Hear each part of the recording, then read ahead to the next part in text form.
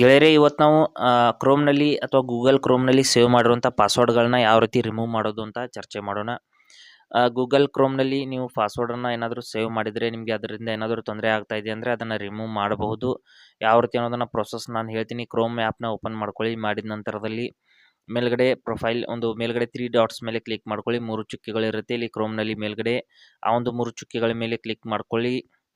ಈ ರೀತಿ ಕ್ಲಿಕ್ ಮಾಡಿದ ನಂತರದಲ್ಲಿ ಇಲ್ಲಿ ಸೆಟ್ಟಿಂಗ್ಸ್ ಅಂತ ಆಪ್ಷನ್ ಬರುತ್ತೆ, ಅದರ ಮೇಲೆ ಕ್ಲಿಕ್ ಮಾಡ್ಕೊಳ್ಳಿ. ಸೆಟ್ಟಿಂಗ್ಸ್ ಮೇಲೆ ಕ್ಲಿಕ್ ಮಾಡಿದ ನಂತರದಲ್ಲಿ ಇಲ್ಲಿ ಸ್ವಲ್ಪ ಕೆಳಗಡೆ ಸ್ಕ್ರೋಲ್ ಮಾಡಿ ಗೂಗಲ್ ಪಾಸ್ವರ್ಡ್ ಮ್ಯಾನೇಜರ್ ಅಂತ ಒಂದು ಆಪ್ಷನ್ ಇರುತ್ತೆ.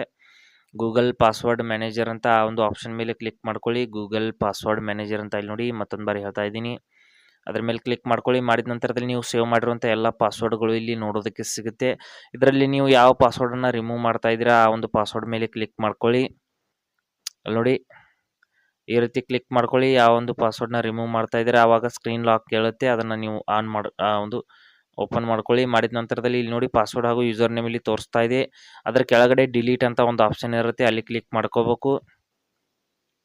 ಕ್ಲಿಕ್ ಮಾಡಿದ ನಂತರದಲ್ಲಿ ಮತ್ತೊಂದು ಬಾರಿ ಇಲ್ಲಿ ಡಿಲೀಟ್ ಅಂತ ಕನ್ಫರ್ಮ್ ಮಾಡಬೇಕು. ಮಾಡಿದ ತಕ್ಷಣದಲ್ಲಿ ನೀವು ಕ್ರೋಮ್ನಲ್ಲಿ ಸೇವ್ ಮಾಡಿರುವಂಥ ಪಾಸ್ವರ್ಡ್ ಅನ್ನೋದು ಡಿಲೀಟ್ ಆಗುತ್ತೆ. ಈ ರೀತಿ ನೀವು ಕ್ರೋಮ್ನಲ್ಲಿ ಪಾಸ್ವರ್ಡನ್ನು ಸೇವ್ ಮಾಡಿದರೆ ಅದನ್ನು ಡಿಲೀಟ್ ಮಾಡಬಹುದು.